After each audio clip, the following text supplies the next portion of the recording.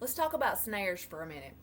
So we know that a snare is like a trap that is set for someone ahead of time for someone or something to fall into it later on. Have you ever read anything about snares in the Bible?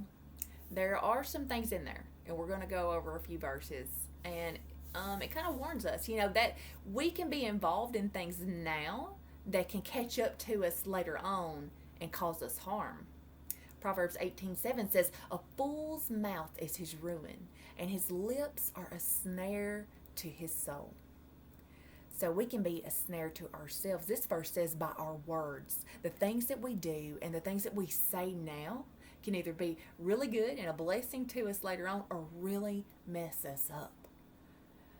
So we need to be watchful for the things that we're saying and doing now. In the Old Testament, God told his people as they were going into the land of Canaan to really beware of and to drive all the inhabitants of the land completely out, because if they didn't, it would be a snare to them later on, because they would be tempted to worship and serve their gods rather than the one true God who delivered them from Egypt. So those other people could have been a snare to them. So people can be a snare to us as well. Psalm 119, it says, "The wicked have laid a snare for me, yet I have not strayed from your precepts." That's the key, sticking to God no matter what other people are doing. 2 Timothy 2, it talks about the snare that the devil can set for us. So we need to be aware that the devil can set snares for us too.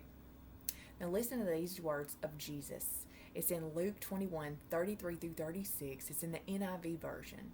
And it says, "Heaven and earth will pass away, but my words will never pass away. Be careful, or your hearts will be weighed down with carousing and drunkenness and the anxieties of life, that day will close on you suddenly like a trap. For it will come on all those who live on the face of the whole earth. Be always on the watch," here it goes, "and pray that you may be able to escape all that is about to happen, and that you may be able to stand before the Son of Man." So my point is that there are going to be traps that we could walk into that would be horrible experiences for us and cause us a lot of pain and a lot of harm. We'd want to be aware of those traps and avoid them at all costs, right? Right. The Bible tells us that God can and does deliver us from those snares. The last set of verses that we just went over said that we could watch out for those and we could pray about those kinds of things. And I've learned that God does respond and answer those prayers and shows us things through our prayers. David himself prayed in Psalm 141:9. He says, "Keep me from the snares they have laid for me and from the lures of evildoers." We can pray, God, save us from those snares. And Psalm 91, the beloved Psalm 91, it says, "Surely he shall deliver thee from the snare of the fowler and from the noisome pestilence."